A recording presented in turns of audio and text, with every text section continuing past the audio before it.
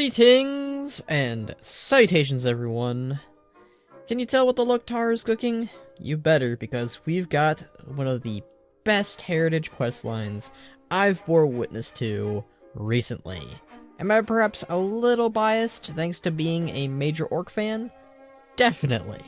But that won't stop me from gushing about it. For those unaware, we recently got both the Orcs and the Humans Heritage Armor questlines in Dragonflight. The Heritage quests usually revolve around your race and tells a story about them, integral to your people both in the past and the present, and it usually gives you a pretty spiffy armor set by the end of it. For the Orcs in particular, you're tasked by the very leader of the Blackrock clan, Eitrigg, one of the few remaining original Orc veterans of the Horde 2, to help in recreating the Kosh'Harg festival. And for those who aren't aware of what that is, it's basically a celebration or a festival for all Orc clans of Draenor, which occurred twice a year, and they usually gathered around the Mountain of Oshagun, or as is been told, a spaceship from the Naru that fell down, and it looks like a mountain. And that said mountain is quite sacred for the Orcs. This was actually how the friendship between Ogrim Doomhammer and Durotar formed, which was not a regularly common thing between two different Orc clans. Eitrigg believes that the revival of the Kosh'Harg will help reignite some things that were forgotten about amongst the Orcs. He attempted to do so with Varrock Sarfing a few years back, but the old soldier didn't think it was the time to do so. But times change.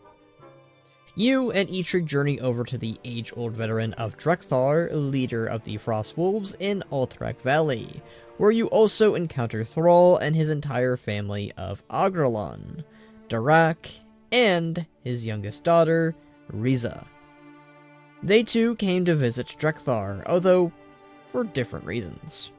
Durak, Thrall's eldest son, is rather uncertain of his role and future, but Drek'thar reassures him that he'll figure out his role soon enough.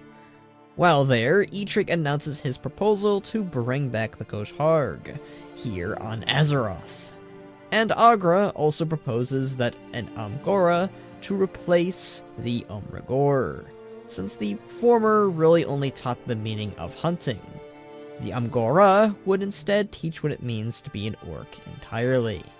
Drek'thar would challenge you with his two wolves, Drakon and Doros, to prove your worth, which of course you do. Agra is named the new Farseer of the Frostwolf clan, a title long overdue, and Drek'thar wishes you well, knowing full well this day would change Orc-kind forever. While Thrall and Eitrigg would go to gather the other clans and other Orcs across the globe, and, well, Outlands too, you would travel with Riza and Durak to Razor Hill, where all sorts of Orcs can be found. And yes, I am going to go into detail on what each clan has to say. Well, at least most of them that are worthy of real note. If you journey over to the Black Rocks, you'll find that Ariok and Thura are there. Ariok is the son of Eitrigg, who sacrificed himself to buy us time to escape from Kilrog Deadeye, from the alternate Draenor. In the process, he became a hulking berserker, and it would seem he's not found the means to reverse it. But at least he survived. And there is also the chance that he could return to his original Orcish form with the help of the Bleeding Hollow, which are now on Azeroth. For Thura, she is the last of the Sarfang lineage, and is the current wielder of the Axe of Cenarius, the very weapon that injured Sargeras. This is her first ever appearance, and it's ever exciting to see her. One can hope she'll play a role someday. Joran Deadeye, the last son of the Kilrog Deadeye, has come to Azeroth for the first time and intends to take the whole clan of the Bleeding Hollow there from Garadar, and officially rejoin the ranks of the Horde. More and more Orcs are outright leaving Draenor, or I guess Outland, with this. Very few of the Burning Blade clan has survived over the years, but they're invited nonetheless to the Kosh'Harg. Amongst them is their seemingly new leader and half-orc, half-Draenei, of Lantresor the Blade, who initially voices wishing to end the clan outright and just let it die, but he may very well change his mind about it quite possibly. The Shattered Hand clan was once led by Gordul, but was overtaken and replaced by Thega Graveblade. Gordul isn't dead, he's just been outed as their leader. Thega extends an invitation to Garona, half-Orcan, to join the clan, and even wishes for her to take up the position as clan leader. And Garona does consider this as an option, despite being a lone wolf for so long. Very little to no Shadow Moon are left from the original timeline, for the most part. However, we do have a single one who shows up named Roka Bloodfear, a Mag'har from the main timeline who survived. She believes the clan is dead, but she will share her secrets with the rest of Orc kind. Obviously, several Frostwolves show up alongside their leader of Thrall.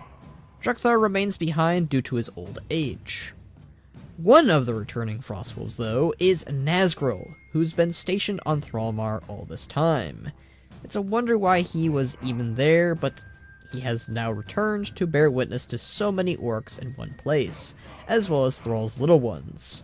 Hopefully, he'll be sticking around from now on, as I don't really see a reason for him to stay in Hellfire Peninsula. The Warsong are now led by Gorgana, a Warsong who had taken the outpost in Grizzly Hills after killing her sister in combat. She gained her own new role as the leader of the Warsong clan through Mak'Gara. Nazgrim and Shokier are also in the Kosh'Harg. Nazgrim is anxious about being there since he is now dead, but is accepted despite his status. And Shokier, despite her crimes and defection as a Kor'kron royalist, is also present and is also allowed to be there. It is curious that she has not been arrested or charged for her crimes. I mean, she did try and kill Jaina Pradmore at one point, but, well, I guess all is forgiven for the moment. An ongoing trend is yet another clan isn't doing so hot. Despite that, the Dragonmaw do have a new leader of Gorfax Angerfang, who intends to right the many wrongs that the Dragonmaw have done throughout the years. You'll find several other Dragonmaw about the place too. And of course, saving the best for last of our clan chatter, the Mok'Nathal have also arrived. Perhaps not all of them, but Leorax, Rexxar, and Selmara have arrived. Rexxar and Leorax are slowly amending bridges after a good 39 some years of being apart, when Rexxar first left the Horde, and are now finally speaking again. With the Mok'Nathal realizing Orckind has very much changed, it's heavily likely they too will make the exodus to Azeroth, and potentially join the ranks of the Horde. Allied race, maybe? Allied race? Allied race? One can hope. Obviously, there is quite more to go over with each of the orcs, but I won't go into too much detail on that front. There are of course some missing orcs here, like Koak of the Dragonmaw clan, or Summero of the Burning Blade, and there is also some missing clans like the Laughing Skull clan, who've likely been wiped out on Outland. There was a nod, or an Easter egg, to the Flower Picking clan, who are still a stealthy bunch. I do wonder, with certain clans being gone from the orcs, if we'll see them flourish with the Mag'har from the alternate timeline, like the Laughing Skull, Burning Blade, or the Shadow Moon that I mentioned before. Them joined together from their alternate counterparts could, actually make certain clans that were dead or deceased, flourish once again. Regardless, Farseer Agra tasks you with choosing a clan, since for some reason the player character is canonically never born into one. Sorry about that, role players, I feel your pain. Also, going on a hunt, lending aid to the land, and honoring the ancestors, which you can do really in any order. When you go to gain your blessing from the land, you're tasked by the Great Thunder Lizard, the Spirit of Durotar, Oa Nohe. I believe I'm saying that right. I apologize if I'm butchering that. To heal the land in the area by collecting various seeds in the area of Thunder Ridge, which was drowned in the waters by the Great Cataclysm. We plant them near her skeleton, which allows her to create new trees nearby.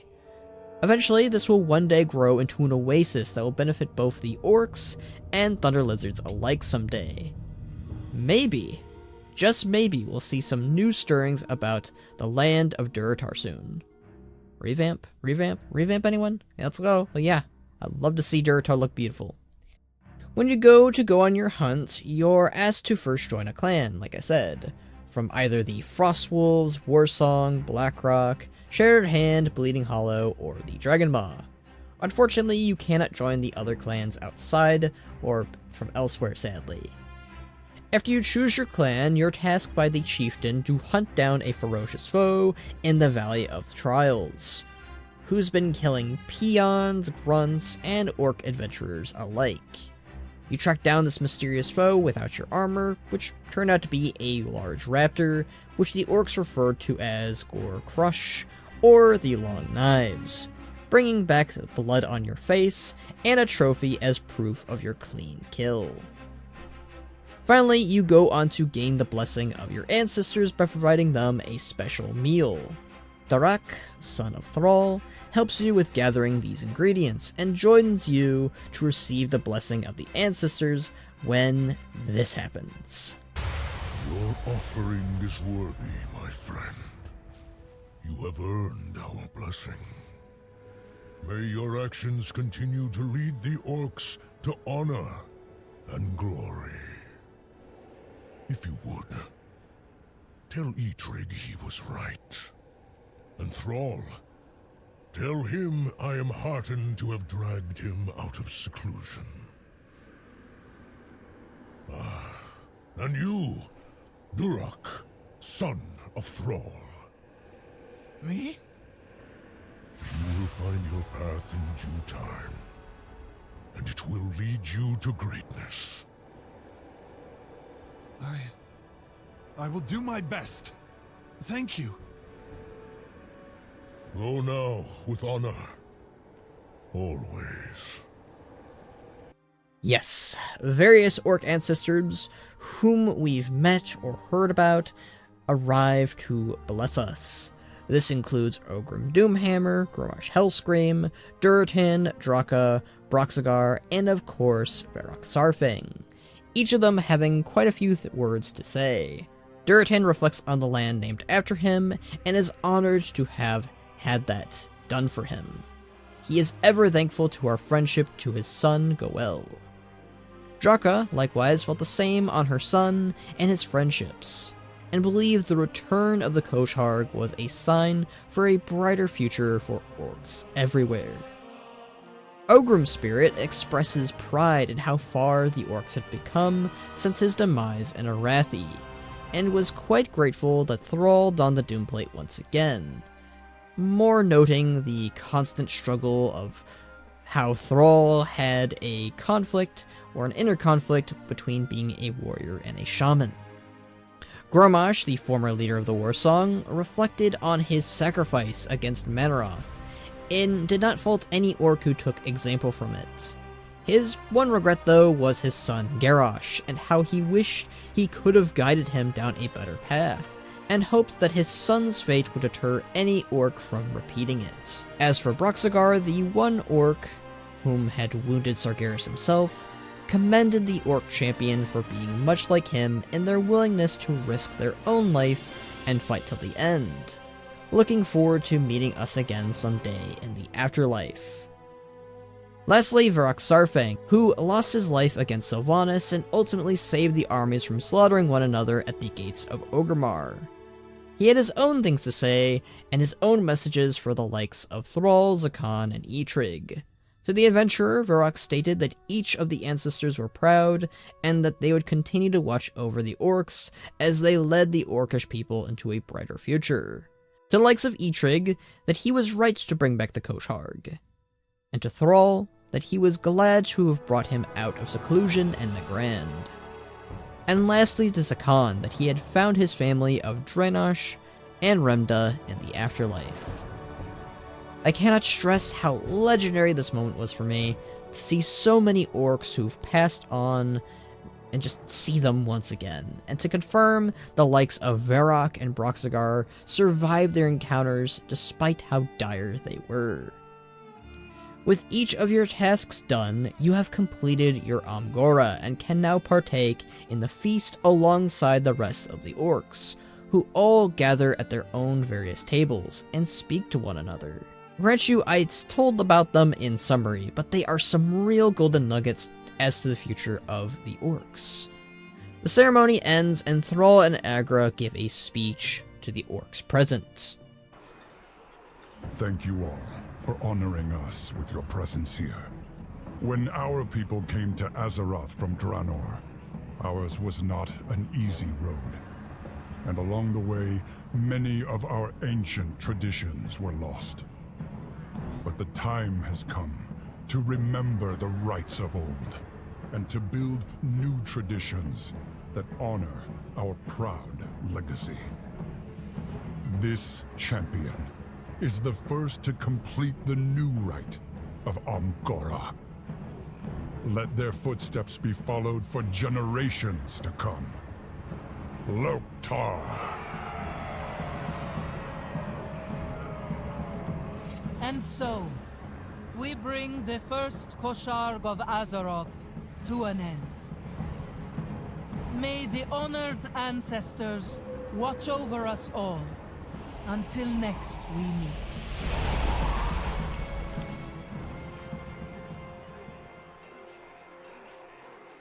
Concluding the Kosh'Harg festival, and it was just amazing. This to me was without a doubt the best Heritage questline so far. It's exactly what I wanted, it's exactly what I apparently and so many others needed. Two multiple and notable orcs all showing up and tying up many loose-ended storylines that dated all the way back to Burning Crusade, possibly even before that. It really understood the heart of orcish culture and just what made it work. It not only brought back the feeling of what it means to be an orc from the olden days, but it made sense to what it means to be an orc now on Azeroth. We finally got reunions, we got new orc clan chieftains established, the fate of certain clans known now, and the very healing of Durotar to someday change into something grand, rather than just some flaming hot red nuggets just everywhere. It clearly pushes the orcs into an entirely new light, and it ultimately just makes you feel good. It feels like things are just looking up, rather than just, well, looking down. Please let the Kosh'Harg become a holiday of some kind for the members of the Horde to attend. Thrall feels like a proper leader again for the orcish people, which is definitely nice for Thrall fans everywhere. I think we should just dub him the Lord of the Clans again at this point.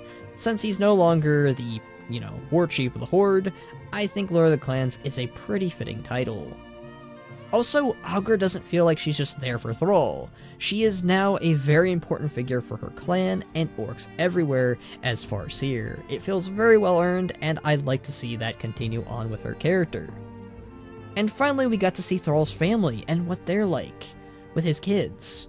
I'm definitely curious to see just what lies ahead for Durotar and his sister of Riza.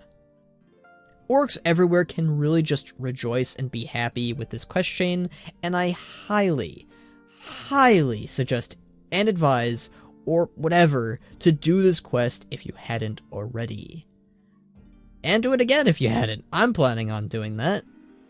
I don't think I can give it justice on just how good this questline was to me. But what is your guys' thoughts? Do you feel that your orc heart is satisfied?